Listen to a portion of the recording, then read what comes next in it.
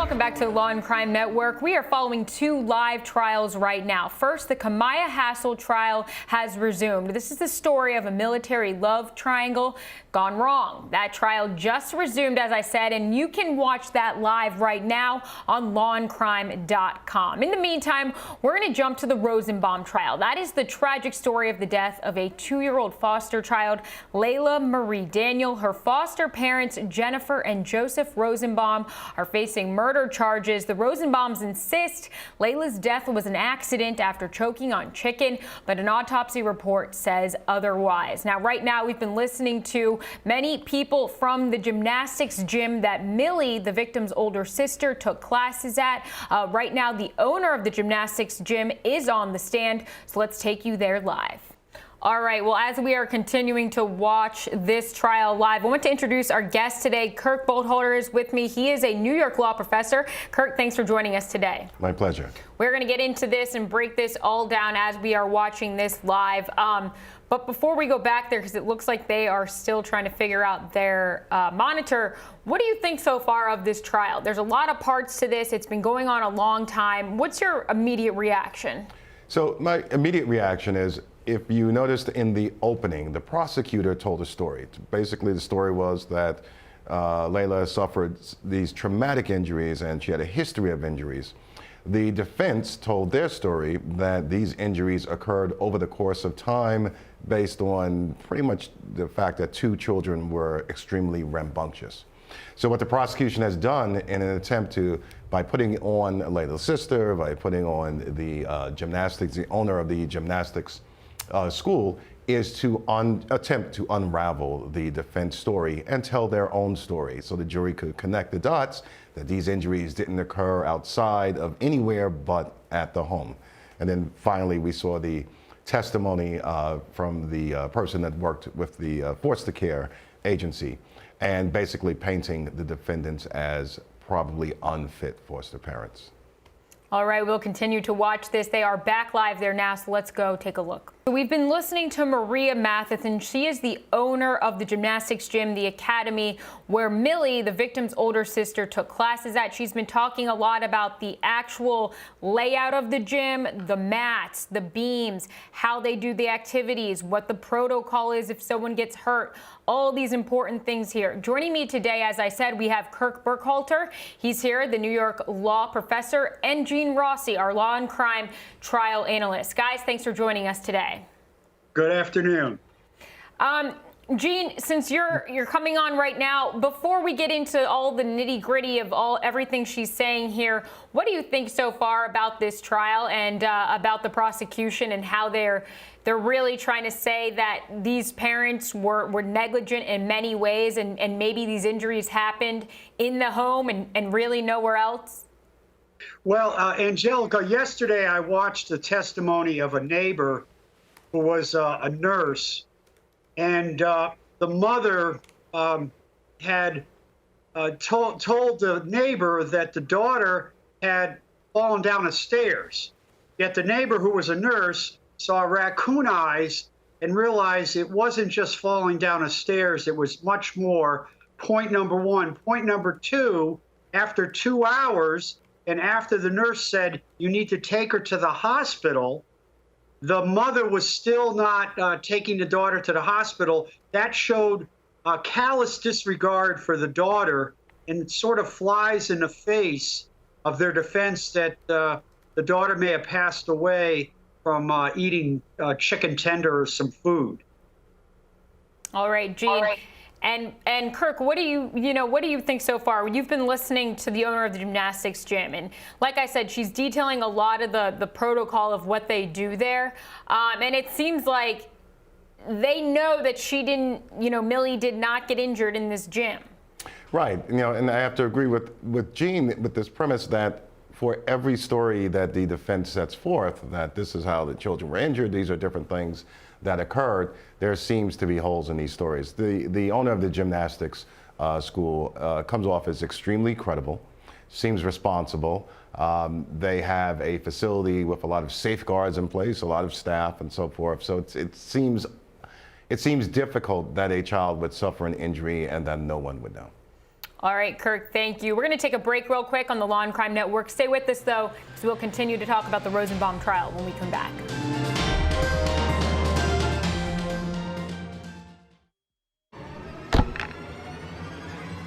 I'm Dan Abrams, and this is the Law and Crime Network. His body just went boom. She did it! We've been covering 2 trials, of course. The only 24/7 network with expert legal analysis and gavel-to-gavel live trial coverage. He kissed me goodbye on the cheek. That was the last time we saw him. From high-profile cases to the most compelling local trials. You didn't expect her. Let me finish. We cover the most interesting and important legal news going on across the country. A verdict in the case of an Ohio woman who took the stand and admitted she shot and killed her military husband. And our multi-platform brand is resonating. From syndication With more, we're joined by Law and Crime Network host Jesse Weber. to our expert analysis. With me now is Rachel Stockman, editor-in-chief for Law and Crime Network. This former head prosecutor, criminal defense attorney, and host of Law and Crime Network, Bob Bianchi. On Monday, the Law and Crime Network covering the trial live. Let's get to the top legal stories of the day with Jesse Weber, attorney and anchor for the Law and Crime Network. So good morning, Jesse.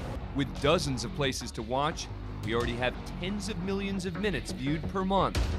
And our viewers and readers are engaged, with more than 30,000 comments per month on the site, a bustling chat room, and an average watch time of 30 minutes. Womanizer, that's fine. It doesn't make me guilty of solicitation of capital murder. This is Law and Crime. We got a lot of fascinating cases, as we always do, gavel-to-gavel coverage. In the fastest growing genre in America, we are uniquely positioned to dominate. This is Law and Crime.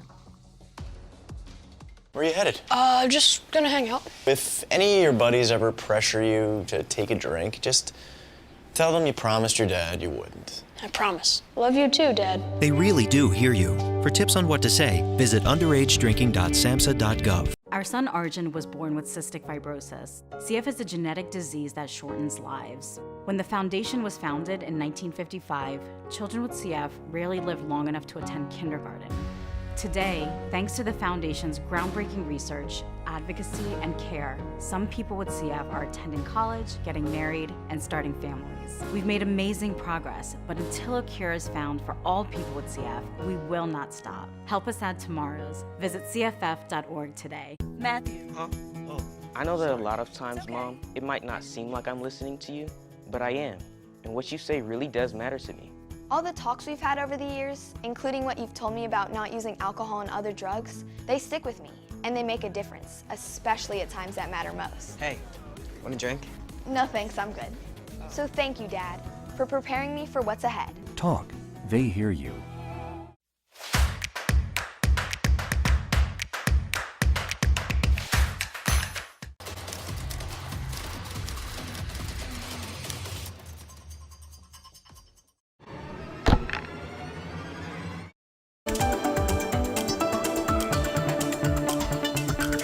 All right, welcome back, everybody. We're still following the live trial of the Rosenbaums in Georgia.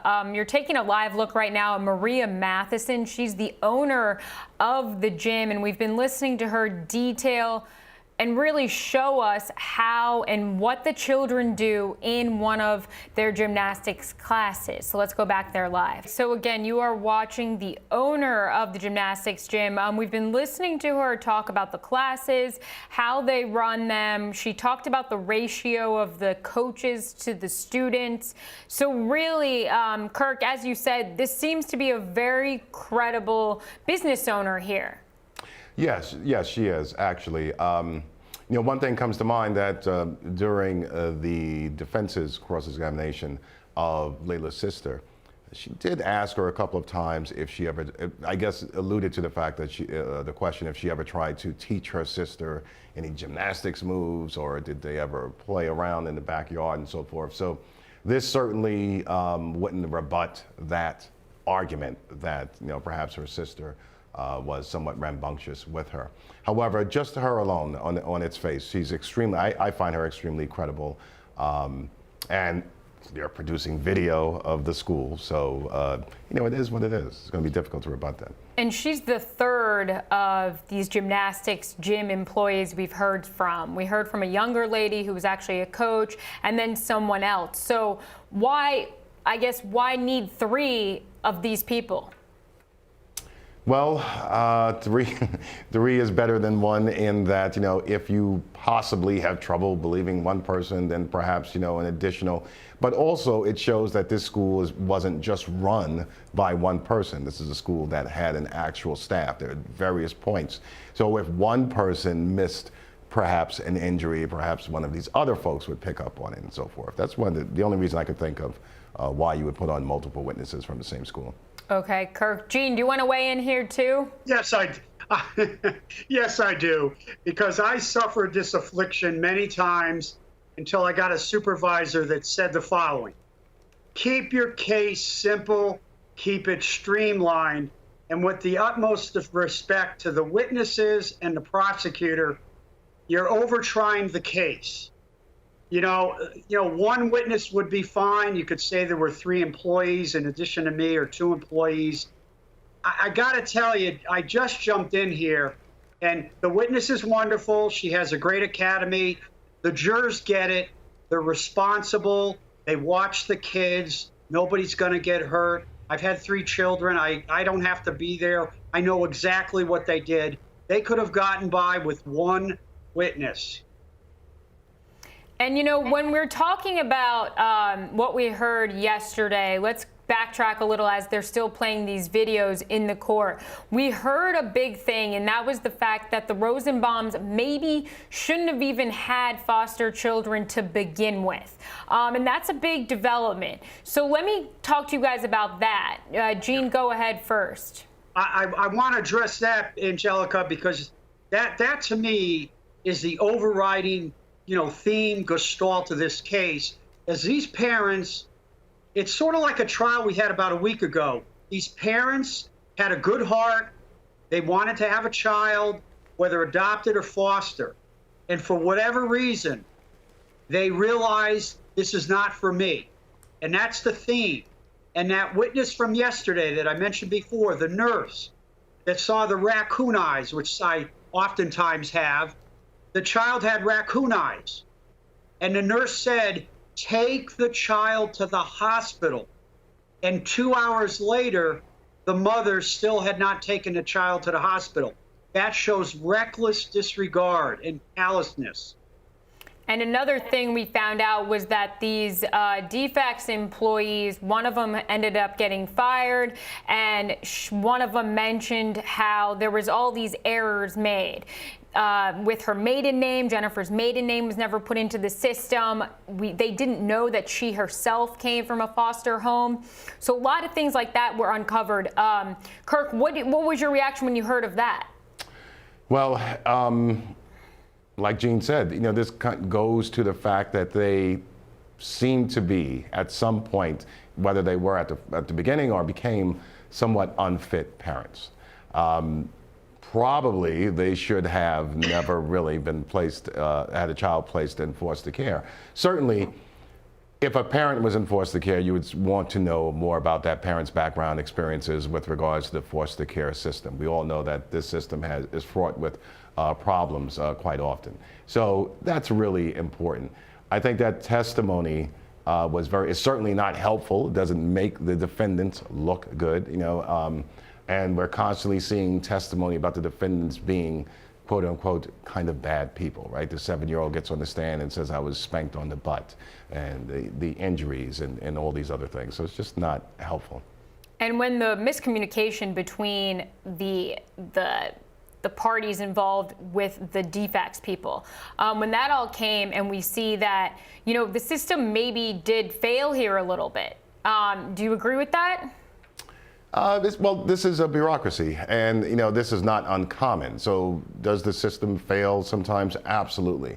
Does that excuse other things, such as the possibilities of some type of reckless murder or intentional murder? Absolutely not. We saw that with the Nelson trial. The system may have failed him to a certain extent, but it didn't provide an excuse for him to go out, in the eyes of the jury, to go out and murder someone.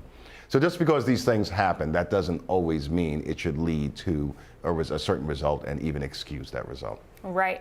Gene, do you want to weigh in on this before we go to a break? Yeah, I agree with Kirk.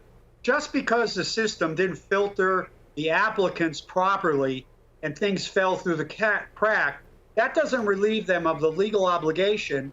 You have a foster daughter. That daughter is yours. You got to treat it like it's your own blood. And that's why the reckless disregard is still the prosecution's theory. I don't think it was intentional. That would be a tough one to prove. Maybe it was, but it was definitely reckless disregard, negligence. All right, Gene, Kirk, thank you guys. We're going to take a break here. Stay with us on the Law and Crime Network. Plenty more afterwards.